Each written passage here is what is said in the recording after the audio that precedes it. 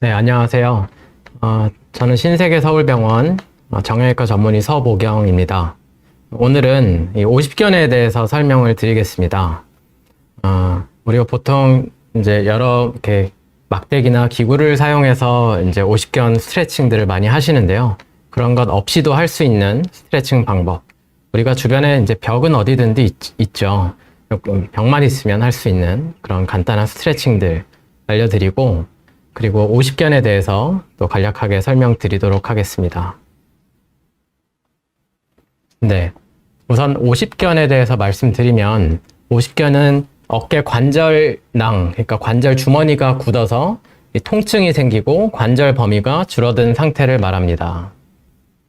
그래서 어깨가 오십견으로 아파서 오시는 분들 말씀이 이제 잠잘 때 많이 특히 아파하시고, 특히 팔이 안 돌아가서 이제 옷을 갈아입기가 많이 힘들어 하십니다. 오십견이라는 용어에 대해서 먼저 좀 보시면, 50대의 어깨가 잘 굳기 때문에 오십견이라고 우리가 이제 잘 사용을 하는데요. 실제로 우리가 통계를 보시면 50대에 오십견이 가장 많으십니다. 그리고 이제 40대에서 70대까지 환자분들이 많으시고, 요새는 요거는 한 10년 가까이 된 자료지만 30견이라는 말도 있듯이 점점 연령대는 좀 넓어지고 있습니다. 그리고 이 오십견 말고 석회화 힘줄염이라든지 회전근개 힘줄 파열 같은 다른 어깨 질환도 50대에 가장 흔합니다. 해서 보시면 50대 가장 피크를 이렇게 이루고 있죠. 따라서 오십견의 올바른 명칭은 이 동결견이라고 하는 것이 또는 이제 유착성 관절 낭염 이렇게 부르는 것이 올바르겠고요. 50대가 돼서 만약에 어깨가 아프시다 했을 때 우리가 무조건 오십견이구나 이렇게 오해를 또 살 수 있기 때문에 바른 명칭을 알아두는 것이 좋을 것 같습니다. 네, 그러면 앞으로 이 시간 동안에는 제가 오십견을 동결견이라고 부르도록 하겠습니다. 동결견이 무엇일까요? 아까 말씀드렸지만 이 염증으로 인해서 관절낭이 굳고 두꺼워지는 것을 말합니다. 그래서 이 어깨 MRI를 보고 계신데요. 요게 우리 팔뼈고, 이게 팔뼈를 받아주는 관절화가 되겠고요. 우리가 그 관절낭은 여기 위에서부터 아래까지 이렇게 주머니를 이제 형성하고 있는 인대인데요. 여기 보시면 이제 하얀 거는 이제 물 성분이고, 이렇게 이제 관절 주머니가 밑에까지 여유 공간이 충분히 있습니다. 그런데 오십견이 있으신 분들은 이렇게 굉장히 이렇게 타이트하게 관절낭이 올라와 있죠. 해서 팔을 들거나 이렇게 돌리는 동작이 굉장히 힘들어집니다. 그리고 이렇게 하얗게 염증이 굉장히 많이 있고, 그리고 관절낭이 굉장히 두꺼워져 있는 것을 보실 수 있습니다. 우리가 회전근개 파열이라는 말, 그리고 이 동결견 이런 것들 많이 들으시는데요. 이 어깨 관절을 감싸고 있는 구조물이 특히 크게 보시면 관절낭이 있고, 그 위를 덮고 있는 회전근개 근육 및 힘줄이 있습니다. 여기 보시면 이렇게 근육이 두껍게 붉은색으로 그림이 되어 있죠. 그래서 보통 회전근개 힘줄 파열은 여기 뼈에 붙는 쪽에서, 팔뼈 붙는 쪽에서 파열이 잘 생기고요. 그리고 관절낭은 원래는 이렇게 넓은데 아까 보셨던 것처럼 이렇게 줄어들어서 관절 범위가 줄어들게 되는 것이 동결견이 되겠습니다. 회전근개 파열은 이 힘줄이 찢어졌기 때문에 스스로 팔을 들려고 할 때 우리가 자꾸 그 힘줄을 당기게 되니까 통증이 유발되지만, 이 반대손으로 이렇게 들려고 하면 아프긴 해도 어쨌든 들어집니다.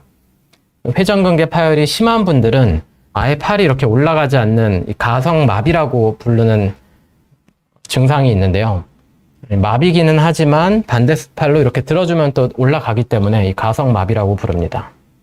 이 동결견에서는 관절낭 자체가 굳어 있기 때문에 반대손으로 이렇게 들려고 해도 올라가지 않겠죠.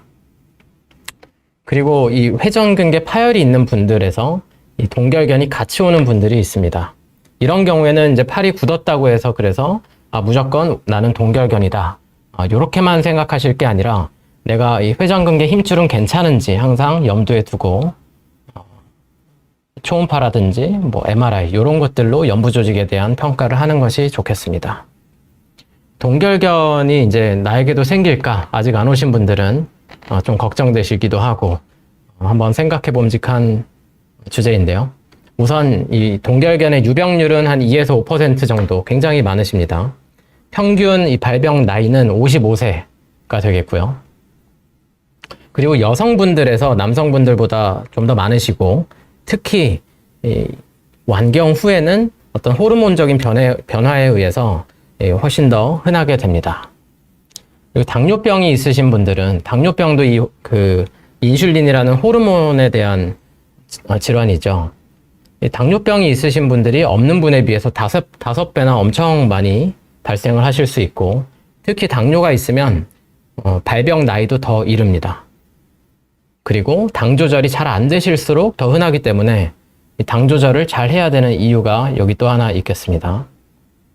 그리고 갑상선 항진증이나 저하증이 있을 때 이럴 때도 조금 더 잘 발생합니다.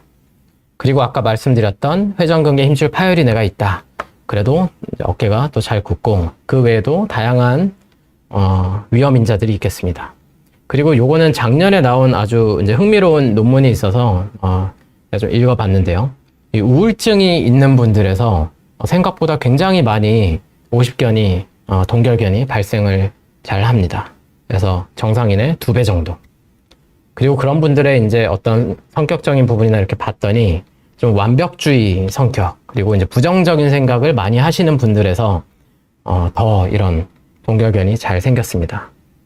해서 우리가 조금 마음을 편안하게 먹고 하시면 어깨 통증에도 도움이 되시지 않을까 생각을 해봤습니다. 이제 치료로 넘어가면, 우리가 동결견은 조기에 치료를 하면 빨리 회복을 할 수 있습니다. 근데 이 빨리라는 것이 사실상 뭐 어떤 치료를 이제 어느 시기에 받느냐에 따라 좀 다르기는 하지만 기본적으로 동결견이 2년, 3년 이상 이렇게 고생하는 질환이기 때문에 좀 이제 어떤 진득하게 우리가 치료를 해야 되기는 하고요. 하지만 정상 경과보다 더 빨리 우리가 호전을 시키는 것이 아주 중요한 치료 목표가 되겠습니다. 그래서 여러 가지 치료가 있는데요. 스트레칭, 집에서 굉장히 중요한 사항이고요.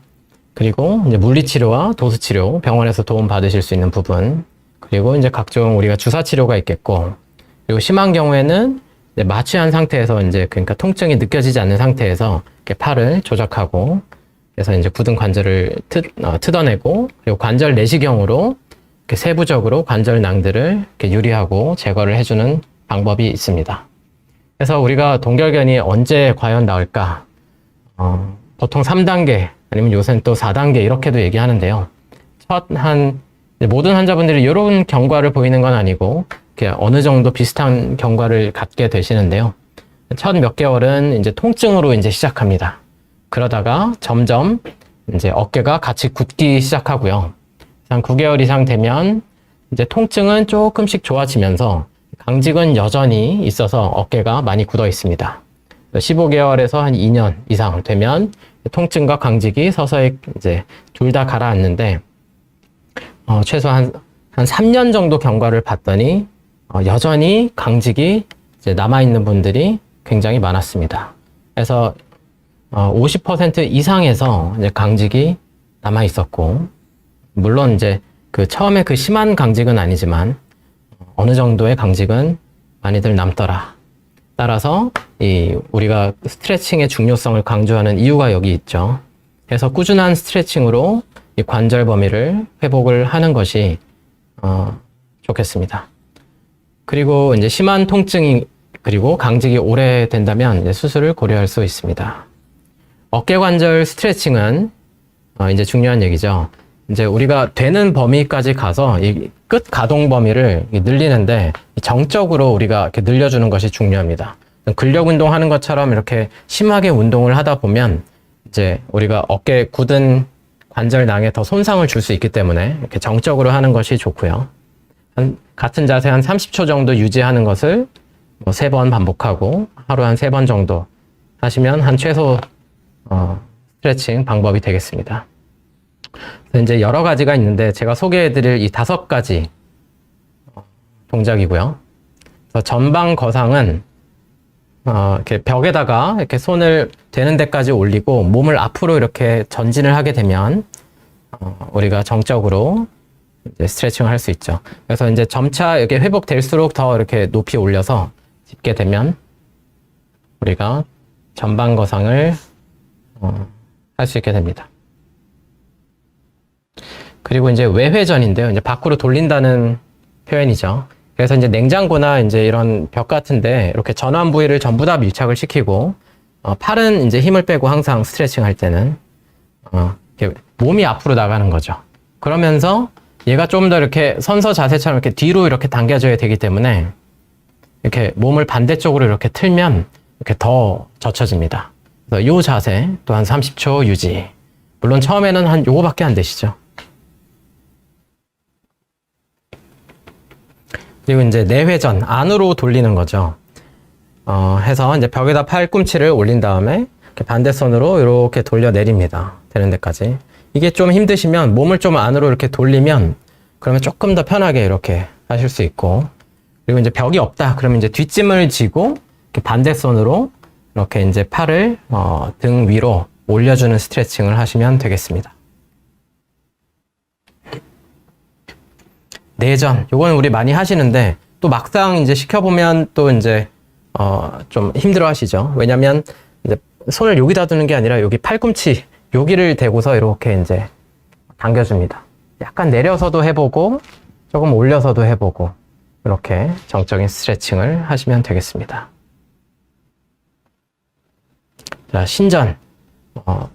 팔을 이제 뒤로 뻗는 건데요. 요게 이제 반대손으로 이렇게 뻗는데 좀 힘드시면 벽에다가 손을 이렇게 대고 이제 몸을 이렇게 이제 앞으로 가면 팔이 이렇게 젖혀지겠죠. 그래서 조금 더 높이 해서 하려고 하면 되겠습니다.